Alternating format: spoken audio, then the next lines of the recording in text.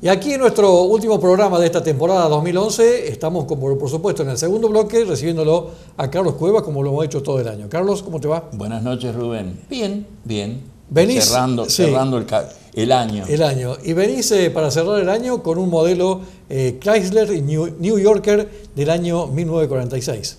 Traje este coche que trae a mi memoria recuerdos de mi cercana infancia, por así decirlo, y valga un poco la broma, de que en mis años de niñez mi madre se desplazaba muchas veces en taxi, y este coche fue uno de los pioneros, por así decirlo, de los primeros taxis que se hicieron, que se lanzaron a la calle después de los Ford como taxi público. Este coche tiene una... Vuelvo a decirte lo que me enseñó mi padre alguna vez. En aquella época eran autos de alquiler. Autos de alquiler. No eran taxis. Estos autos, no tenía todavía el aparatito. Estos autos podían circular simplemente con un reloj que tenía una banderita roja con letras blancas que decía libre. Era lo que distinguía al coche taxi o de alquiler, sí, al coche particular.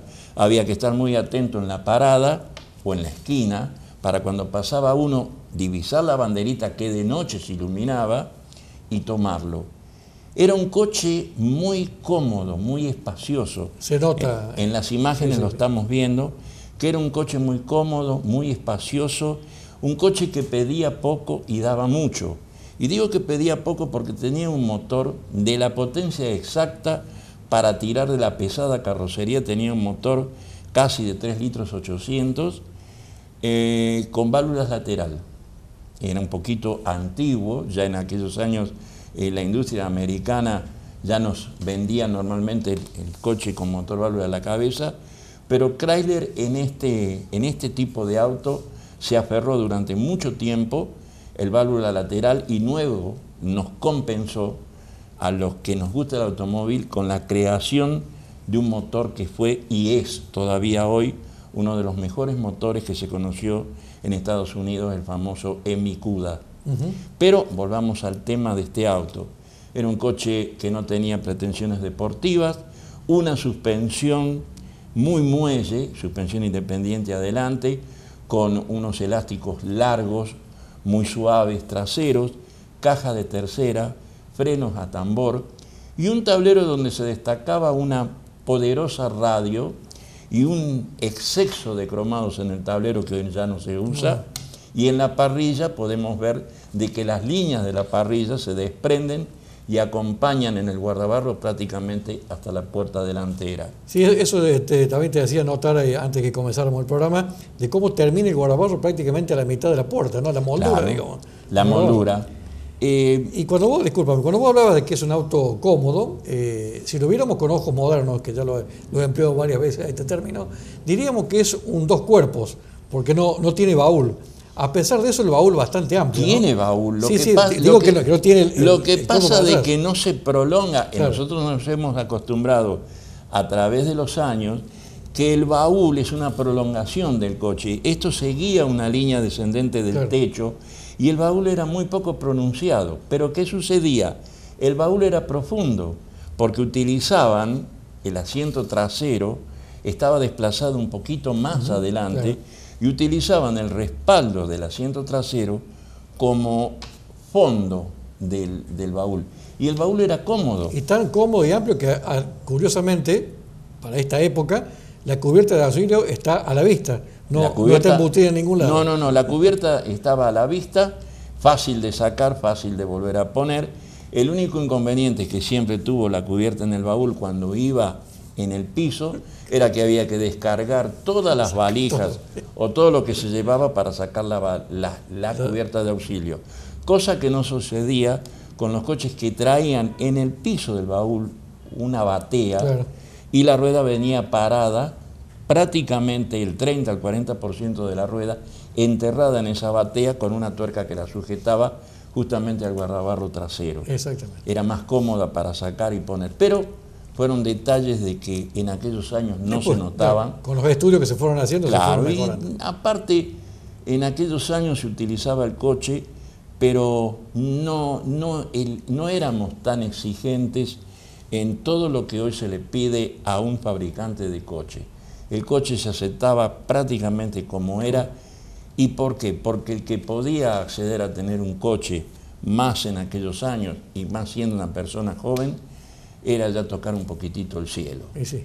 Hablabas de la comodidad del vehículo, el interior se lo nota muy, muy cómodo, el tapizado que tiene esta escala resalta muy bien con el color exterior del vehículo. Y bueno, eso es una costumbre que sigue en vigencia, tratar de armonizar el color externo del vehículo con el color interno del tapizado y la pintura, porque el tablero venía pintado y los marcos de la puerta también venían pintados, armonizando un poquitito todo ese conjunto. Ahora que hablas del marco de la puerta, también la apertura de las puertas, digo, llama la atención desde el marco medio de la puerta, de ahí se abren las dos. El parante central era la traba de las dos puertas, tanto delantera como la puerta trasera que se abría contraviento, se llama. Sí.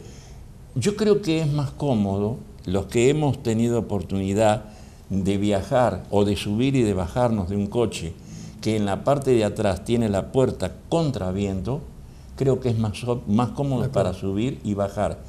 Y no en vano, las grandes limusinas actuales, todavía vemos, por ejemplo, en el estreno de una película que se bajan los actores, las grandes limusinas hechas en fábrica o carrozadas fuera de fábrica, muchas de ellas todavía tienen la puerta trasera que abre contraviento para la comodidad. Este modelo de Chrysler, el New Yorker, ¿en qué época se dejó de fabricar? Se deja de fabricar en la década del 90, pero se empezó a fabricar en la década de 1930 y algo, salieron, que era la gama tope de la línea Chrysler. Era el buque insignia de la línea Chrysler, donde se le ponían no las mejores potencias, porque el motor estaba unificado, sino los más grandes lujos. Hablando de lujo, realmente ha sido nuevamente para nosotros, para la producción de WM y para Pacecar, tenerlo a Carlos Cueva nuevamente con nosotros, con todas tus escalas, Carlos. Ya en la despedida de este programa, de esta temporada 2011, vuelvo a decirte el agradecimiento nuestro por habernos permitido mostrarle a la audiencia tus escalas. Yo, Rubén, tengo que estar agradecido en tu persona por haberme permitido nuevamente estar sentado acá y poder tener una charla con todos los amigos televidentes, transmitirle un poquitito de lo muy poco que sé sobre autos antiguos o sobre mecánica, agradecerte a vos personalmente por todos los lugares o todas las cosas que pude conocer a través de tu presencia y de tu consejo.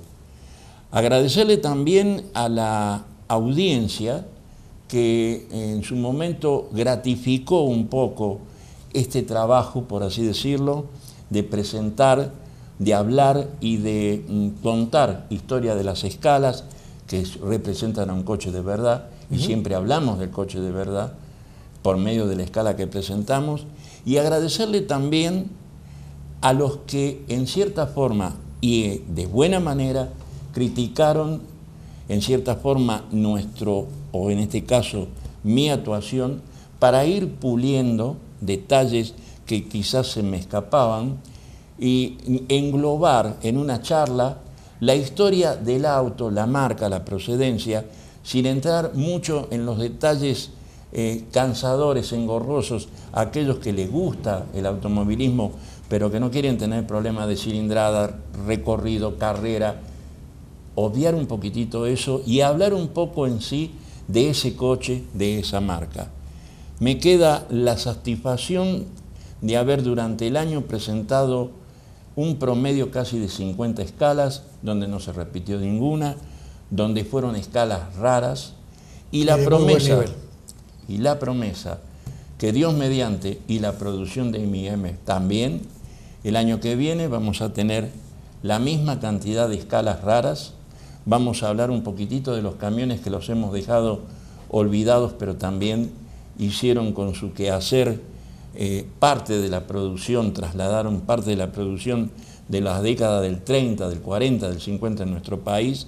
Vamos a hablar un poco de la gran pasión que fue para mí la motocicleta, pero no la motocicleta actual, motocicletas de principios del siglo.